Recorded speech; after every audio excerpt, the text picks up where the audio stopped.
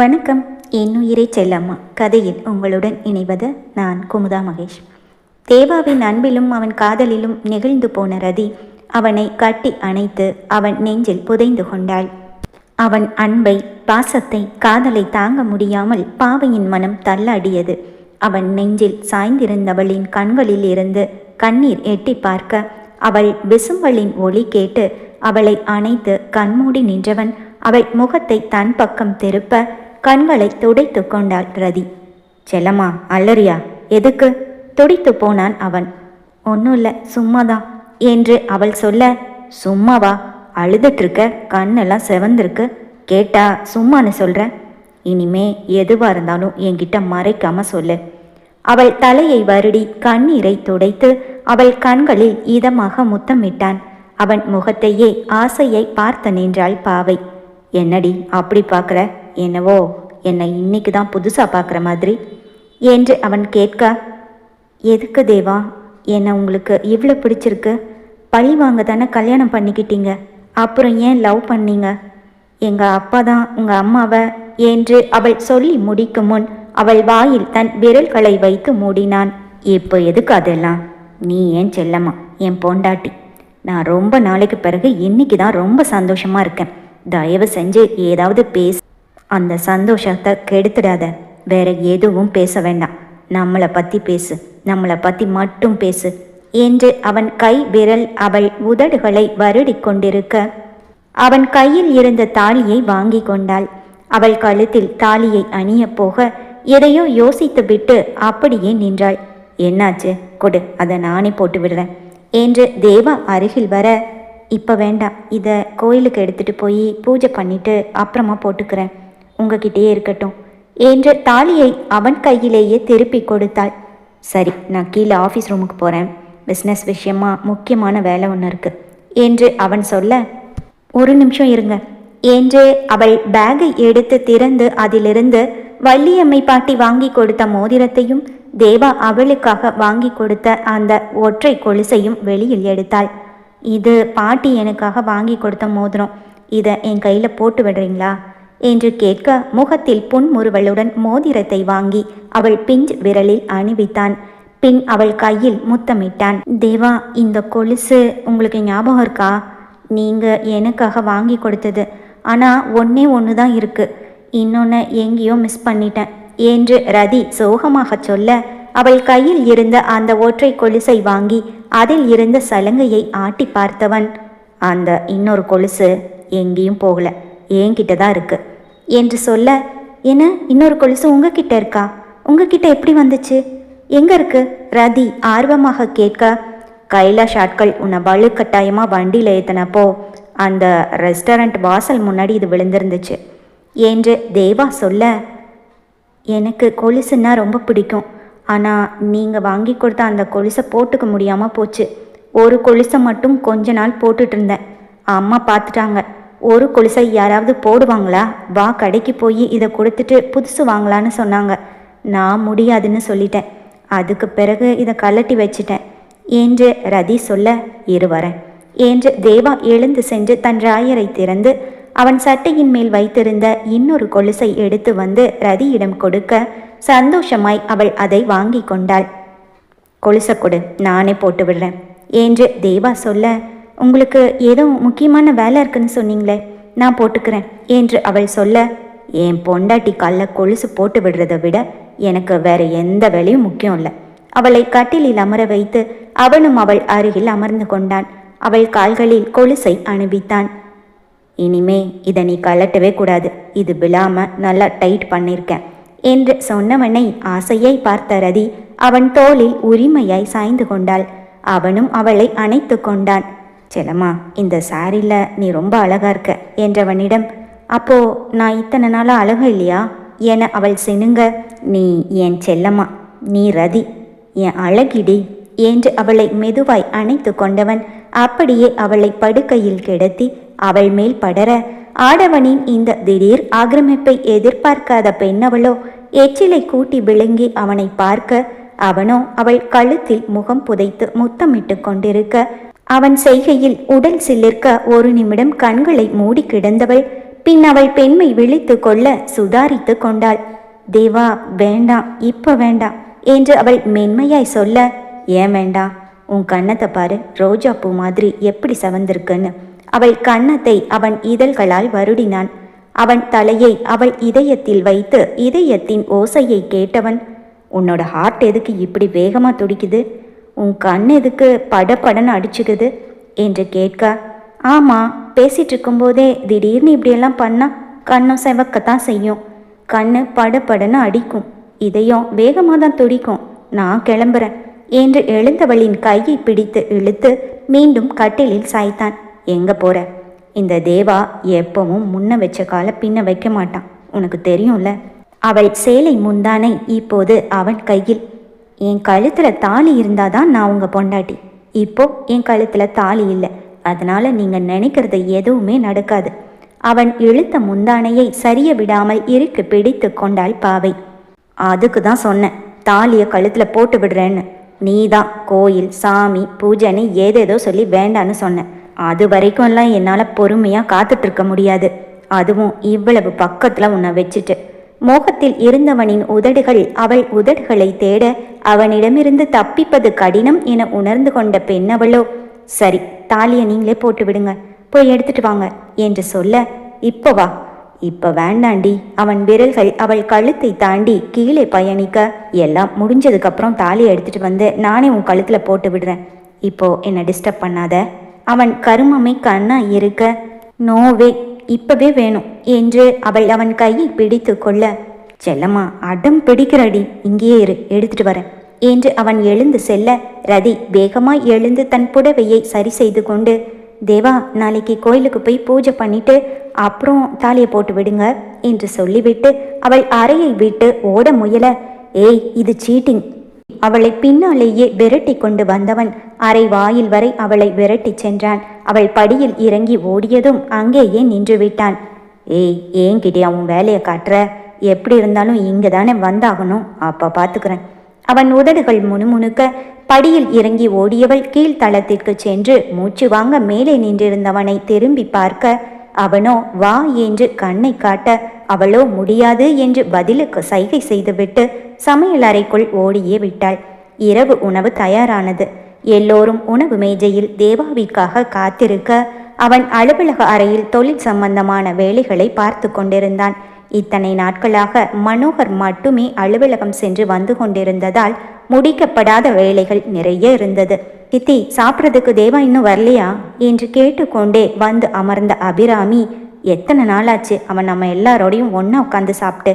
தேவா, time ஆச்சு, சாப்பிடவா என்று அபி குரல் கொடுக்க, அக்கா 2 நிமிஷம், நான் வந்துடுறேன், நீங்க சாப்பிடுங்க என்று பதில் குரல் கொடுத்தவன் அடுத்த 2 நிமிடத்தில் உணவருந்த வந்து விட்டிருந்தான். அவன் அமர்ந்து சாப்பிட தேவாவிற்கு அருகில் இருந்த சேரை கண்ணில் காட்டிய பொன்னி, நீயும் போய் அங்க உட்காருமா என்று சைகை செய்ய, அவளோ வேண்டாம் என்று தன் கண்ணை காட்ட, ரதி, நீயும் உட்காந்து சாப்பிடுமா, அதான் பரிமாற பொன்னி இருக்காங்களே என்று மனோகர் சொல்ல, பரவாயில்ல அங்கிள், நான் அப்புறம் சாப்பிட்டுக்கிறேன் என்று அவள் சொல்ல, தேவாவோ மாமனாரும் மருமகளும் பேசுவதை கேட்டுக்கொண்டே சாப்பிட்டு கொண்டிருந்தான். பரவாயில்லம்மா, உட்காரு என்று மனோகர் சொல்ல, எல்லாரும் சாப்பிட உட்காந்துட்டா பொன்னி தனியா எல்லாருக்கும் எப்படி பரிமாற முடியும் என்று யசோதா எரிச்சலில் பேச, பரிமாற முடியாதுன்னா நீயே எடுத்து போட்டுக்க, சமைச்சதெல்லாம் உன் கைக்கு பக்கத்துல இங்க டேபிள்ல தானே இருக்கு, எடுத்து போட்டு சாப்பிட கஷ்டமா? மனோகர் சொல்ல அமைதியாகி போனாள் யசோதா. ரதி, வாமா, வந்து தேவா பக்கத்துல உட்காந்து சாப்பிடு என்று பாட்டி சொல்ல, இருக்கட்டும் பாட்டி, நான் பொன்னி அக்காவும் மலரும் சாப்பிடும்போது அவங்க கூட சேர்ந்து சாப்பிட்டுக்கிறேன் என்று ரதி சொல்ல, தேவா சாப்பிடுவதை நிறுத்தினான். என்ன நினைத்தானோ தெரியவில்லை, இத்தனை நேரம் எதுவும் பேசாமல் எல்லோரும் அவளிடம் பேசிக் கொண்டிருப்பதை அமைதியாக கேட்டுக்கொண்டே சாப்பிட்டு கொண்டிருந்தவன் இப்போது நிமிர்ந்து அவளை பார்த்துவிட்டு தன் பக்கம் இருந்த சேரை நகர்த்திவிட்டு மீண்டும் ரதியை ஏறிட்டு பார்த்தான். வார்த்தையால் சொல்லி இருந்தால் கூட ஏதாவது சொல்ல முடியும். அவன் முகபாவனையே அவள் அமர்ந்தே ஆக வேண்டும் என்று கட்டளை பிறப்பிப்பதாய் இருக்க, ரதி பொன்னியை பார்த்தாள். போமா என்று தட்டை எடுத்து வைத்து அதில் பொன்னி உணவை பரிமாற தேவாவின் பக்கத்தில் சென்று அமர்ந்தாள் ரதி. யசோதாவோ தலையை குனிந்து சாப்பிட்டவாறே கண்களை மட்டும் உயர்த்தி ரதியை பார்க்க, மூர்த்தியோ எனக்கு போதும் என்று எழுந்து சென்று விட, இவங்களையெல்லாம் திருத்தவே முடியாது என்று மனதில் நினைத்து கொண்ட மனோகர், நீ சாப்பிடுமா என்று ரதியை பார்த்து சொல்ல, ரதி சாப்பிடத் தொடங்கினாள். தேவா தன் தட்டில் ஒரு கடி கடித்து வைத்திருந்த இனிப்பை எடுத்து அவள் தட்டில் வைத்தான். ஸ்வீட் நல்லா இருக்கு, சாப்பிட்டு பாரு என்று அவன் சொல்ல, அவள் அதை எடுத்து ஒரு கடி கடித்து விட்டு தட்டில் வைக்க, மீண்டும் அவன் வைத்த இனிப்பை அவனே எடுத்து கொண்டான். ரதி தன் கண்களை உருட்டி அவனை பார்க்க, பொன்னியோ தேவாவின் செயலை பார்த்து யாருக்கும் தெரியாமல் சிரித்து கொண்டாள். எல்லோரும் சாப்பிட்டு முடித்து அவரவர் அறைக்கு சென்று விட, பொன்னியும் மலரும் சமையல் அறையில் உட்கார்ந்து சாப்பிட்டு கொண்டிருந்தார்கள். ரதி அவர்களுக்கு உணவை பரிமாறி கொண்டிருந்தாள். அக்கா, இன்னும் கொஞ்சம் சட்னி போடவா என்று அவள் கேட்க, நாங்கள் 2 பேரு தானம்மா, நாங்கள் போட்டு சாப்பிட்டுக்கிறோம், நீ ரூமுக்கு போ, தேவா தம்பி உனக்காக காத்துட்ருக்கோம் என்று பொன்னி சொல்ல, போறேங்க்கா, அவர் ஏதோ ஆஃபீஸ் வேலை பார்த்துட்ருக்காரு. அக்கா, யசோதா ஆண்டிக்கும் மூர்த்தி சித்தப்பாக்கும் நான் திரும்பி வந்தது பிடிக்கலன்னு நினைக்கிறேன், அவங்க என்னை பார்க்குற பார்வையே சொல்லுது என்று வருத்தத்துடன் ரதி சொல்ல, அவங்களுக்கு பிடிக்கலன்னா என்னம்மா, மனோகரையா மனசு மாறிட்டாரு, அபியும் பாட்டியும் ஆரம்பத்திலேருந்தே உன்கிட்ட நல்லா தான் பேசுகிறாங்க, தேவா தம்பிக்கும் உன்னை ரொம்ப பிடிச்சிருக்கு, அப்புறம் என்னம்மா, சாப்பிடும்போது நான் கவனித்தேன், தம்பி ஸ்வீட்டை உனக்கு கொடுக்குற மாதிரி கொடுத்து நீ கடிச்சு வச்சதும் உன் எச்சில் ஸ்வீட்டை சந்தோஷமாக சாப்பிட்டத. ரொம்ப நாளைக்கு பிறகு இன்னைக்கு தான் தம்பி எல்லோரோடையும் உட்காந்து ஒன்றா சந்தோஷமாக மனசும் வயிறும் நிறைஞ்சு சாப்பிட்ருக்கு. நீ திரும்ப வரலன்னா இதெல்லாம் நடந்திருக்காதுமா என்று பொன்னி சொல்ல, அக்கா, நீங்கள் மட்டும் இந்த வீட்டில் இல்லைன்னா நான் ரொம்ப கஷ்டப்பட்டிருப்பேன் என்று ரதி கலக்கமாக கூற, ரதி அக்கா, நீங்கள் இல்லாமல் நான் ரொம்ப கஷ்டப்பட்டிருப்பேன், நீங்கள் இருந்த வரைக்கும் எனக்கு இங்கிலீஷ், மேக்ஸ், பயாலஜி எல்லாமே சொல்லி கொடுத்தீங்க, நீங்கள் போனதுக்கு பிறகு என்னோடய மார்க்ஸ் குறைஞ்சே போயிடுச்சு தெரியுமா, நல்ல வேலை கரெக்டாக எக்ஸாம் டைமுக்கு முன்னாடி வந்துட்டீங்க. எங்கள் ஸ்கூலில் இருக்கிற பிள்ளையார் கோயிலில் நான் தினமும் பிள்ளையார்கிட்ட எங்கள் ரதி அக்கா வீட்டுக்கு வந்துடணும்னு வேணுன்னு என்று மலர் சொல்ல, சிரித்தபடியே மலருக்கு ஹாட் பாக்ஸிலிருந்து ஒரு தோசையை எடுத்து வைத்த ரதி, நீ வேண்டினதை பிள்ளையார் நிறைவேற்றிட்டாரு என்று ரதி சொல்ல, நான் வேண்டினது பாடம் சொல்லி கொடுக்க மட்டும் இல்லை தேவா சார், நீங்கள் இருந்தால் தான் சிரிச்சிட்ருப்பாரு, இல்லைனா ரொம்ப ரூடாக இருப்பார், பார்க்கவே பயமாக இருக்கும், நீங்கள் இல்லாத இந்த நாளில் அவர்கிட்ட யார் என்ன சொன்னாலும் எரிஞ்சு விழுவார், பயங்கரமாக திட்டுவார் என்று மலர் சொல்ல, ஏய் என்னடி உனக்கு வாய் நீளமாயிருச்சு, சின்ன ஐயாவை எப்படியெல்லாம் பேசுகிற என்று பொன்னி மலரை கண்டிக்க, அம்மா அவரை பார்த்தா பயமாக இருந்துச்சுன்னு தானே சொன்னேன் என்று மலர் சொல்ல, விடுங்கக்கா, அவன் ஒன்றும் தப்பாக சொல்லலை, சரி மலர், இனிமே உங்கள் தேவா சார் எப்பவும் ஹாப்பியாக இருப்பார் போதுமா என்று ரதி சொல்ல, ஓகேக்கா என்றாள் மலர் சந்தோஷமாக. சரிம்மா, நேரமாகுது, நீ போ, இவ பேசுனா பேசிக்கிட்டே தான் இருப்பா என்று பொன்னி சொல்ல, அம்மா அக்காவை இத்தனை நாளைக்கு பிறகு பார்த்துருக்கேன், என்னம்மா நீ பேசக்கூட விடமாட்டேங்கிற, அக்கா இருங்க நான் சாப்பிட்டுட்டு வந்துடுறேன், எனக்கு கிராமரில் கொஞ்சம் டவுட் இருக்குது, எக்ஸ்பிளைன் பண்ணுறீங்களா என்று மலர் கேட்க, அதெல்லாம் நாளைக்கு கேட்டுக்கலாம் மலரு, ரதி இன்னைக்கு தானே வீட்டுக்கு வந்திருக்கு, நாளைக்கு ஸ்கூல் லீவு தானே, உனக்கு என்ன சந்தேகம் இருந்தாலும் நாளைக்கு கேட்டுக்கோ, இப்போது நேரமாச்சு, நீ போமா என்று பொன்னி சொல்ல, சரி மலர், எனக்கும் ட்ராவல் பண்ணது டயர்டாக இருக்குது, நான் உன்னோட எல்லா டவுட்ஸையும் நாளைக்கு சொல்லித்தரேன் என்று சொல்லிவிட்டு ரதி அறைக்கு செல்ல, யசோதாவும் மூர்த்தியும் அவர்கள் அறையில் இருந்தவாறே அவளை பார்த்தனர். அக்கா, இத்தனை நாளாக இவ தேவாவை விட்டுட்டு போயிடுவான்னு நம்பிக்கை இருந்துச்சு, ஆனால் இப்போ அந்த நம்பிக்கை எனக்கு சுத்தமாக இல்லை என்று மூர்த்தி வருத்தமாக கூற, இங்கே தானே இருக்க போறா, பார்த்துக்கலாம் விடுடா, போனவா அப்படியே போயிடுவா, திரும்பி வரமாட்டான்னு நினச்சேன், இந்த தேவாவும் உங்கள் மாமாவும் பண்ண வேலை, அவளை திரும்பவும் இந்த வீட்டுக்கு கூட்டிட்டு வந்துட்டாங்க என்று யசோதா கோபமாக கூற, அக்கா இந்த மாமாவுக்கு திடீர்னு என்னாச்சு, அவர் தான் என் பொண்டாட்டிக்கு செஞ்சு கொடுத்த சத்தியம், தேவகியை கொன்னவங்களை பழி வாங்கியே தீருவேன், ராஜன் பொண்ணை என் மகனுக்கு கட்டி வச்சு பழி வாங்குவேன் அப்படின்னு வீரவசனமெல்லாம் பேசிட்டு இப்போ அந்த பல்ட்டி அடிச்சிட்டாரு. இப்போ என்னடானா அந்த பொண்ணை வீட்டுக்கு திரும்ப கூட்டிகிட்டு வந்து, இவ தான் என் மருமக, என் மகனோட சந்தோஷந்தான் எனக்கு முக்கியம்னு சீரியல் மாமனார் மாதிரி சொன்ன பேச்சையே மாற்றி பேசுகிறாரு என்று மூர்த்தி வேதனையோடு சொல்ல, அவர் எப்பவுமே அப்படிதான்டா, அவருக்கு என்னை விட அவர் பையனும் பொண்ணும் தான் முக்கியம் என்றாள் யசோதா. அக்கா, உன்னோட மாமியார், அந்த அபி, பத்தா குறைக்கு பொன்னி, மலர்னு எல்லாருமே அந்த ராஜன் பொண்ணை இந்த வீட்டு மருமகளாக ஏற்றுக்கிட்டாங்க, எனக்கு என்ன செய்யறதுன்னு தெரியல. இந்த வீட்டை விட்டு போயிடலாமான்னு கூட தோணுது. என் பொண்ணு வாழ்க்கையை நினச்சாதான் எனக்கு பயமாக இருக்குது.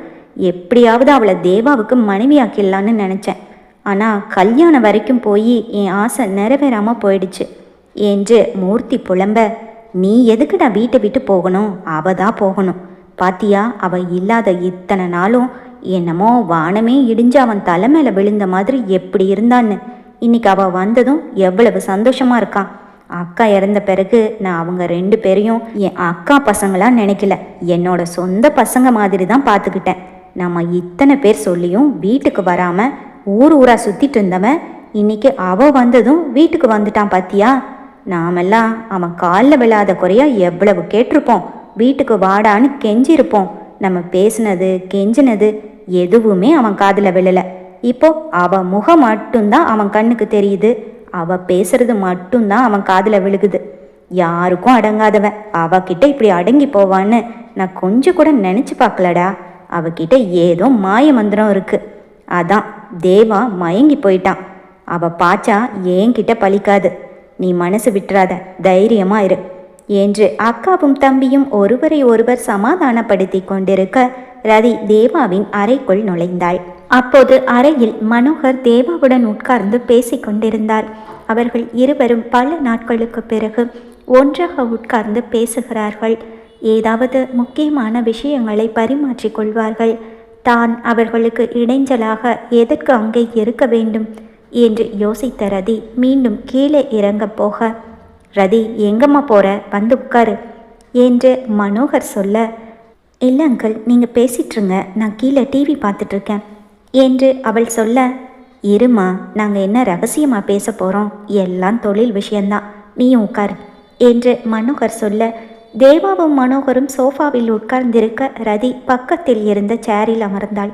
சிறிது நேரம் அவர்கள் இருவரையும் பார்த்து கொண்டிருந்தவள் பின் தன் ஃபோனை எடுத்து வீடியோ பார்த்து கொண்டிருக்க, மனோகர் தேவா இல்லாத போது தொழிலில் ஏற்பட்ட நஷ்டத்தையும் பிரச்சனைகளையும் பற்றி சொல்ல, அப்பா அதான் நான் வந்துட்டேன்ல, இனிமே ஆஃபீஸ் விஷயத்தை நானே பார்த்துக்கிறேன், நீங்கள் ஒன்றும் கவலைப்படாதீங்க, நம்ம கம்பெனியை பழையபடி நம்பர் 1 பொசிஷனுக்கு கொண்டு வர வேண்டியது என்னோட பொறுப்பு என்று தேவா சொல்ல, நீ பொறுப்பு எடுத்துக்கிட்டாவே போதுமே, மற்றதெல்லாம் தானாக நடக்கும். தேவா, உன்னை பற்றி எனக்கு தெரியாதா? இப்போது என் மனசுக்கு சந்தோஷமாகவும் நிம்மதியாகவும் இருக்குது. ஆனால் அபி விஷயத்தை நினச்சா என் நிம்மதி காணாமல் போயிடுதுப்பா என்று மனோகர் கவலையாக சொல்ல, ஆமாப்பா, நான் வந்ததுமே கேட்கணும்னு நினச்சேன். அக்காவை பற்றி ஏதோ என்கிட்ட பேசணும்னு சொன்னீங்களே என்று தேவா கேட்க, இந்த 3 மாதமாக எனக்கு நிம்மதியே இல்லைப்பா.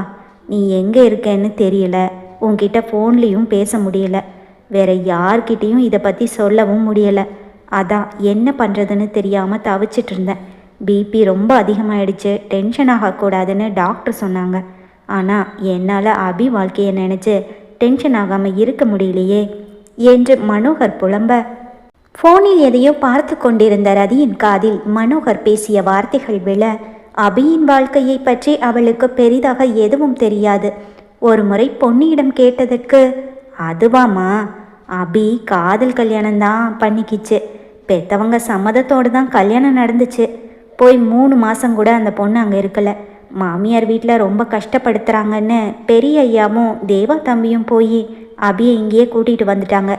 கல்யாணத்துக்கு முன்னாடி நல்லா சந்தோஷமாக இருந்த பொண்ணு கல்யாணத்துக்கு பிறகு யார்கிட்டையும் அவ்வளவா பேசுறதில்ல, எப்பவும் தனியாகவே தான் இருக்குது. நம்ம ஏதாவது கேட்டால் அதுக்கு பதில் சொல்கிறதோட சரி என்று பொன்னி சொன்னதாக ஞாபகம்.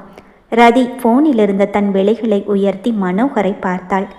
என்னப்பாச்சு, என்ன விஷயம், அப்படி நீங்கள் டென்ஷன் ஆகிற அளவுக்கு என்ன நடந்துச்சு என்று கேட்ட தேவாவின் முகம் லேசாக இறுகி போயிருக்க, நீ வெளிநாட்டுக்கு போன பிறகு அபி மாமியார் என்னை ஒரு நாள் ஆஃபீஸில் வந்து பார்த்தாங்க தேவா. அபியை டைவர்ஸ் பண்ணிவிட்டு அவங்க பையனுக்கு வேற ஒரு பொண்ணை கல்யாணம் பண்ணி வைக்க போகிறாங்களா. ஒன்று உங்கள் பொண்ணை எங்கள் வீட்டுக்கு அனுப்பி வைங்க, இல்லைனா டைவர்ஸ் பேப்பரில் சைன் பண்ண சொல்லுங்க அப்படின்னு சொல்லிட்டு போனாங்க. எனக்கு என்ன பண்ணுறதுன்னு ஒன்றுமே புரியலை என்று மனோகர் கண்கள் கலங்க சொல்ல, வாட் என்று எழுந்து நின்று விட்டான் தேவா. என்னப்பா சொல்கிறீங்க? நீங்கள் ஏன் இதை நான் வந்த உடனே என்கிட்ட சொல்லலை? எவ்வளவு தைரியம் அவனுக்கு! லவ் பண்ணி கல்யாணம் பண்ணிக்கிட்டு இப்போது டைவர்ஸ் பண்ணுறேன்னு சொல்லுவானா? அக்காவை நம்ம வீட்டுக்கு கூட்டிட்டு வரும்போதே அவனை கொன்று போட்டுட்டு வந்திருக்கணும். உயிரோட விட்டுட்டு வந்தோம்ல, அதான் இன்னைக்கு டைவர்ஸ்னு வந்து நிற்கிறான். அப்பா, இந்த விஷயம் அக்காவுக்கு தெரியுமா என்று தேவா கேட்க, இல்லைப்பா, நான் இதை பற்றி வீட்டில் யார்கிட்டையும் எதுவும் சொல்லலை. முதல்ல உன்கிட்ட பேசிட்டு அப்புறம் பார்த்துக்கலான்னு நினச்சேன். உங்கள் பாட்டிக்கிட்ட மட்டும்தான் சொன்னேன். அவங்களும் இந்த விஷயம் அபிக்கு தெரிய வேண்டான்னு சொல்லிட்டாங்க. தேவா எப்படியும் வந்துடுவான். அவள் வந்ததும் எல்லாத்தையும் பார்த்துக்குவான். நீ தைரியமாக இருன்னு அம்மா தான் எனக்கு தைரியம் சொன்னாங்க. அவங்க சொன்ன மாதிரியே நீயும் வீட்டுக்கு வந்துட்ட என்று மனோகர் தேவாவின் கைகளை பிடித்து கொள்ள, அப்பா, நீங்கள் ஒன்றும் டென்ஷன் எடுத்துக்காதீங்க. அக்கா விஷயத்த நான் பார்த்துக்கிறேன். நீங்கள் கவலையை விடுங்க, நிம்மதியாக போய் தூங்குங்க என்று தேவா சொல்ல, ஆமாம்ப்பா, ரொம்ப நாளைக்கு பிறகு இன்னைக்கு தான் நிம்மதியாக தூங்க போகிறேன். நீங்களும் ஊரில் இருந்து வந்து ஹாஸ்பிட்டல் அழைச்சல்னு ரொம்ப டயர்டாக இருப்பீங்க. 2 பேரும் ரெஸ்ட் எடுங்க. குட் நைட் என்று சொல்லிவிட்டு மனோகர் கிளம்ப ரதி தேவாவின் அருகில் வந்து அமர்ந்தாள். அபியை பற்றிய யோசனையில் தேவா உட்கார்ந்திருக்க அவன் முகத்தையே பார்த்தவள், தேவா, நான் உங்ககிட்ட ஒன்று கேட்கவா என்று தயங்கியபடியே கேட்க, அப்போதுதான் அவள் அருகில் வந்து அமர்ந்திருக்க என்பதையே கவனித்தவன் ஒரு பெரிய பெருமூச்சுடன், என்ன கேட்க போற சொல்லு. அவள் கையை பிடித்து அவள் விரல்களுக்கு சொடக்கெடுத்தான். அபி அண்ணியோட ஹஸ்பண்ட் எங்க இருக்காரு? அவங்க 2 பேரும் லவ் பண்ணி தானே கல்யாணம் பண்ணிக்கிட்டாங்க. அப்படியே அவங்களுக்குள்ள பிரச்சனை வந்துச்சு ரதி கேட்க, லவ் பண்ணி தான் கல்யாணம் பண்ணிக்கிட்டாங்க. ஆனால் அவன் கல்யாணத்துக்கு முன்னாடி காட்டின காதலை கல்யாணத்துக்கு பிறகு மறந்து போயிட்டான். வெளிநாட்டில் வேலை கிடைச்சிது, வெளிநாட்டுக்கு போகிறது என்னோட கனவு, அப்படி இப்படின்னு சொல்லி கிளம்பி போயிட்டான். அது கூட ஓகே தான், ஆனால் அக்காவை கூட கூட்டிகிட்டு போக முடியாதுன்னு சொல்லிட்டான். அங்கே தான் ஆரம்பிச்சது பிரச்சனை. இப்போது டைவர்ஸில் வந்து நிற்குது. அக்காவை தவிக்க விட்டுட்டு டைவர்ஸ் பண்ணிவிட்டு அவன் இன்னொரு கல்யாணம் பண்ணிக்கிட்டு சந்தோஷமாக இருந்துடுவானா? நான் அவனை விட்டுடுவேனா? நாளைக்கே ஒரு வழி பண்ணுறேன். தேவா தன் பற்களை கொறிக்க ரதியின் விரலுக்கு சொடக்கெடுத்தவன் கோபத்தில் அவள் சுட்டு விரலை அழுத்தி பிடித்து மடிக்க, அம்மா வலிக்குது என்று அவள் கத்த, அப்போதுதான் கோபத்தில் ரதியின் விரலை அழுத்தி மடித்து விட்டதை உணர்ந்தவன், sorry Chellamma, I am sorry, வலிக்குதா?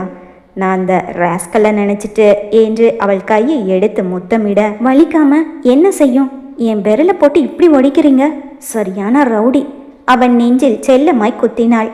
நீங்க இவ்வளோ கோபப்பட்டீங்க, நான் உங்க பக்கத்திலே வரமாட்டேன் என்று அவள் கோபமாய் சொல்ல, ஓகே ஓகே கோல் என்று தன் கோபத்தை மறைத்து செயற்கையாக சிரித்து தன் முக பாவனையை மாற்றிக்கொண்டவன் அவள் மற்றொரு கையை பிடித்து சொடக்கெடுக்க, நீ எதுக்கு இப்போ அவனை பற்றி கேட்ட? என்னோட மூடே போச்சு என்று தேவா சொல்ல, சரி, டாக்டர் கொடுத்த டேப்லெட்ஸ் இன்னும் 2 நாளைக்கு நீங்கள் போடணும், இந்தாங்க என்று அவள் மாத்திரையை எடுத்து கொடுக்க அதை வாங்கி போட்டுக்கொண்டான். அவள் சோஃபாவை சரிப்படுத்தி அதில் தலையணை போர்வையை வைக்க, என்னடி பண்ற? அவன் அதிர்ச்சியாக கேட்டான். தூங்க போறேன் என்று அவள் சாதாரணமாக சொல்ல, இங்கியா சோஃபாலையா தூங்க போற? அவன் அதிர்ச்சி இன்னும் அதிகமானது. அதான் சொன்னனே, என் கழுத்தில் தாலி வர்ற வரைக்கும் நான் இங்கே தான் படுப்பேன். நீங்களும் டயர்டாக இருப்பீங்க, டேப்லெட்ஸ் எடுத்திருக்கீங்க, நல்லா தூக்கம் வரும், போய் தூங்குங்க என்று அவளையே பார்த்து அசையாமல் நின்றவனின் பின்னால் இருந்து அவன் தோளை பிடித்து நகர்த்தி சென்று கட்டிலுக்கு அருகில் விட்டு வந்தாள் பூவை.